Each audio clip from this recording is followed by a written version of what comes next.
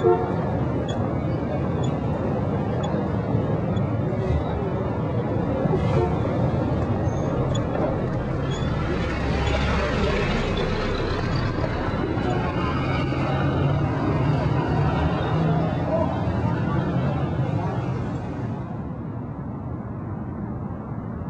we were kids, there was a strange house. All the shades were always drawn, and we never heard voices in there.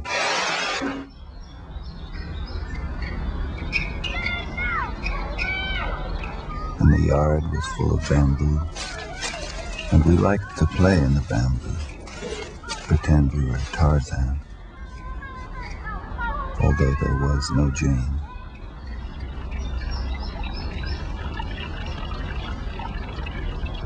And there was a fish pond, a large one, full of the fattest goldfish you ever saw, and they were tame. They came to the surface of the water and took pieces of bread from our hands. Our parents had told us, never go near that house, so of course we went. We wondered if anybody lived there. Weeks went by, and we never saw anybody. Then, one day, we heard a voice from the house. You goddamn whore! It was a man's voice. Then, the screen door of the house was flung open, and the man walked out. He was holding a fifth of whiskey in his right hand. He was about 30. He had a cigar in his mouth, needed a shave. His hair was wild and uncombed, and he was barefoot in undershirt and pants. But his eyes were bright. They blazed with brightness. And he said, "Hey, little gentleman. Having a good time, I hope." Then he gave a little laugh and walked back into the house.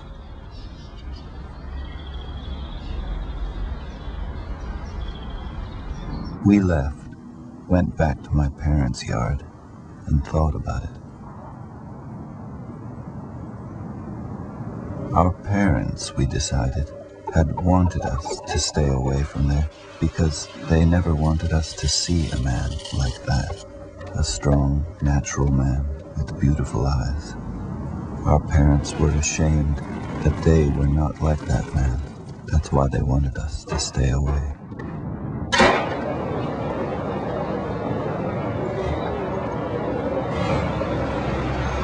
But we went back to that house and the bamboo and the tame goldfish.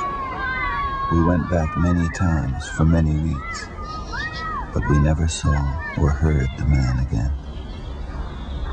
The shades were down as always, and it was quiet.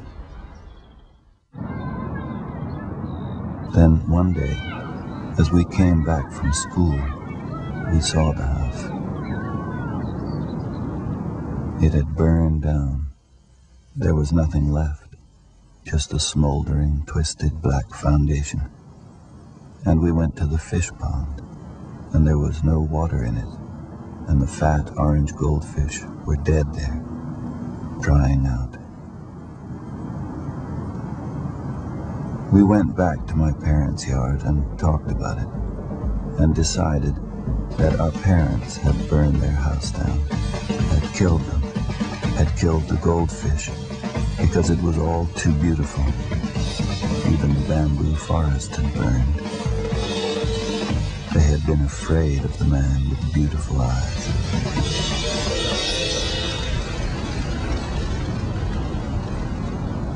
And we were afraid then that all through our lives, things like that would happen. That nobody wanted anybody to be strong and beautiful like that. That others would never allow it. And that many people would have to die.